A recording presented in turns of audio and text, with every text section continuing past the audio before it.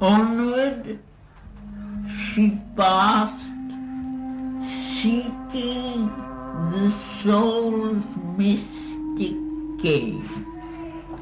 At first she stepped into a night of God, the face of dawn, out of moon twilight grew.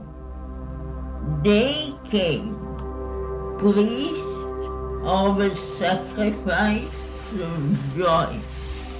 Into the worshipping silence of her world, he carried a mortal luster as his robe, trailed heaven like a purple scarf, and wore as his vermilion caste mark a red sun.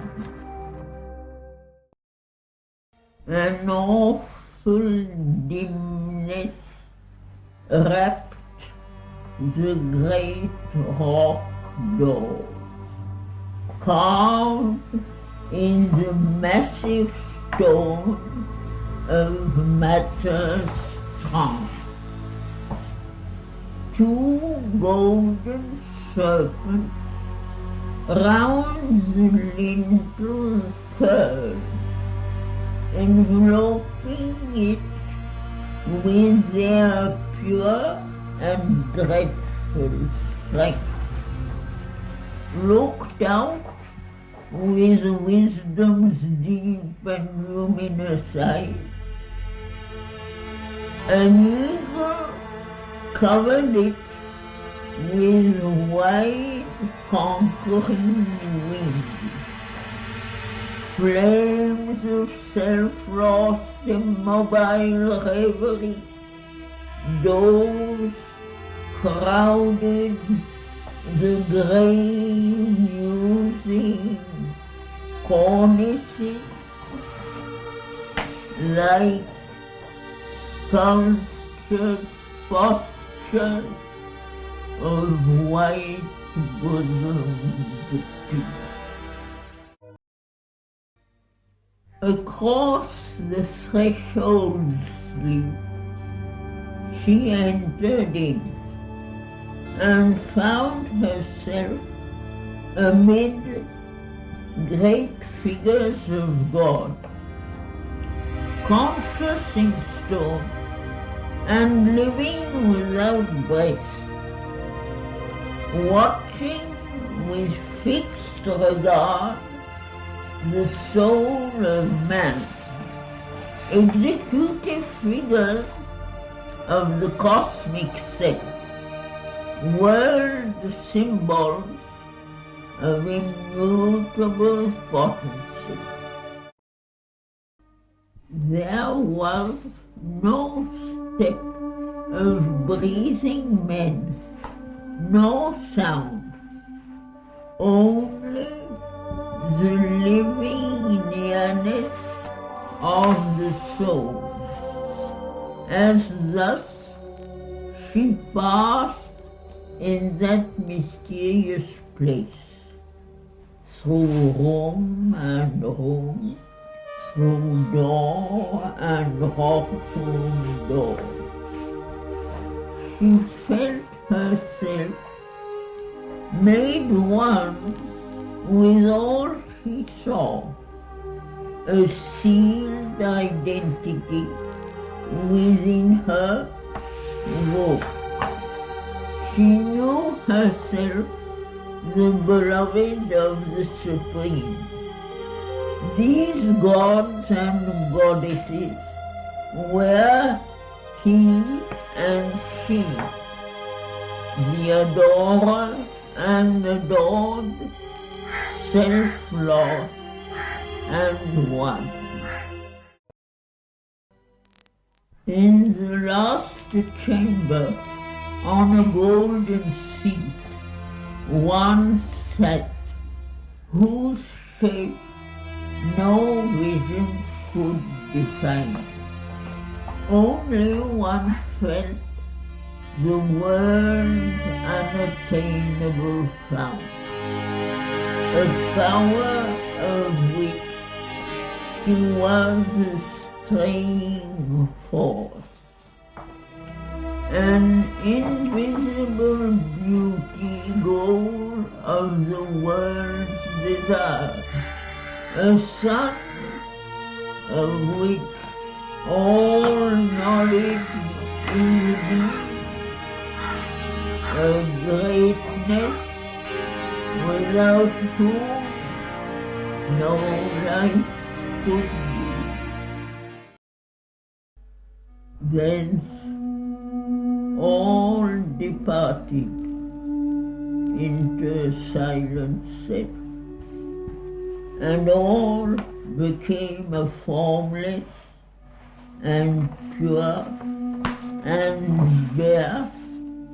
Then through a tunnel dug in the last rock, she came out where there shone a deathless sun. A house was there, all made of flame and light, crossing a wall of doorless living fire. There suddenly she met her secret soul. A being stood immortal in transient, deathless delight with momentary things. She had come into the mortal body's room, but since she knows the toil of mind and life, as a mother feels and shares her children's life, she puts forth a small portion of herself, a being no bigger than the sum of man, into a hidden region of the heart, to face the pang and to forget the bliss, to share the suffering and endure earth's wounds, and labor mid the labor of the stars.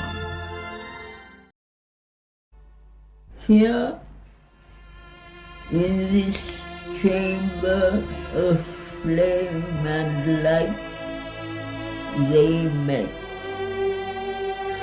They looked upon each other, knew themselves, the secret deity and its human part, the calm immortal and the struggling soul.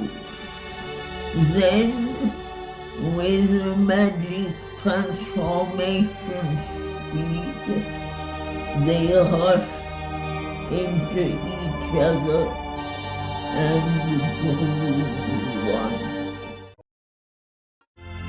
Once more, she was human upon earthly soil.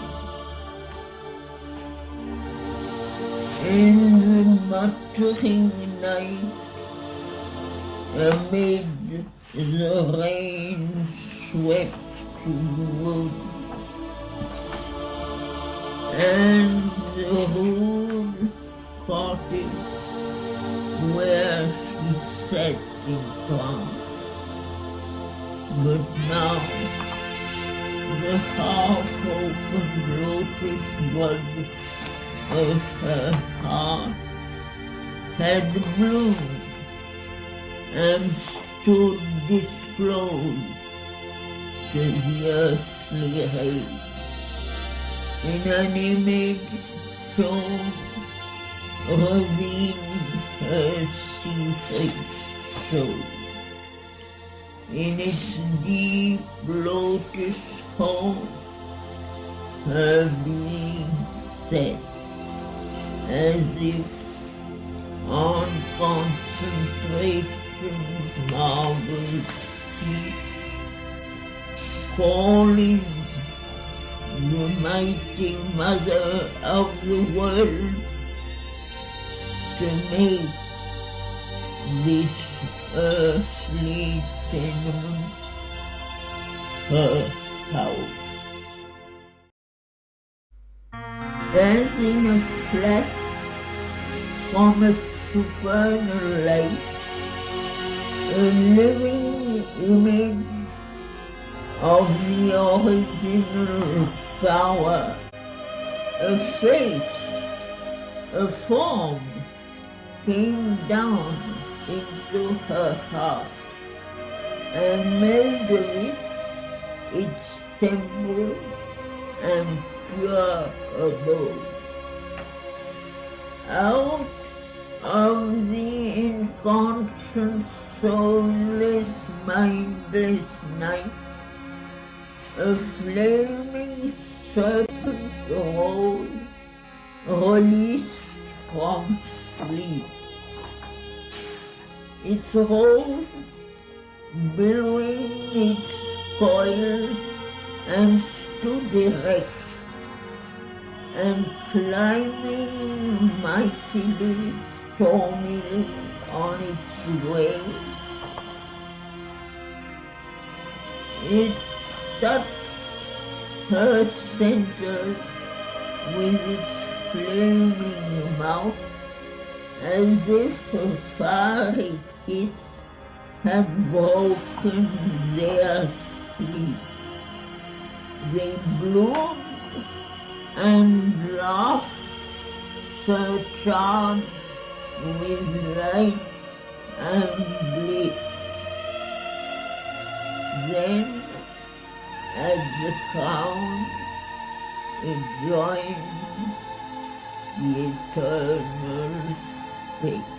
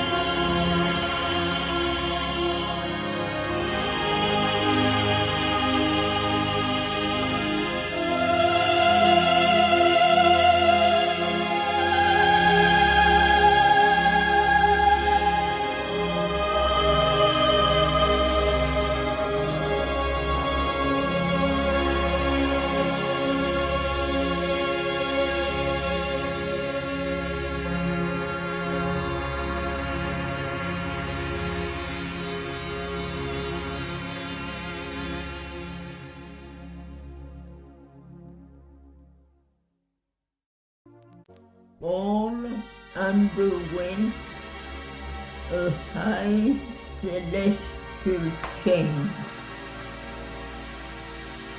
breaking the black inconscience blind mute wall. Each part of the being trembling with delight, learn overwhelmed with tides of happiness. In the country of the lotus of the head, in the castle of the lotus streaks the brow, in the passage of the lotus of the soul, in the kingdom of the lotus of the heart, in the narrow lotus's broad imperial reign, in the narrow network center pity far, in the deep place where once the serpent slept, a firm ground was made for heaven's descending might.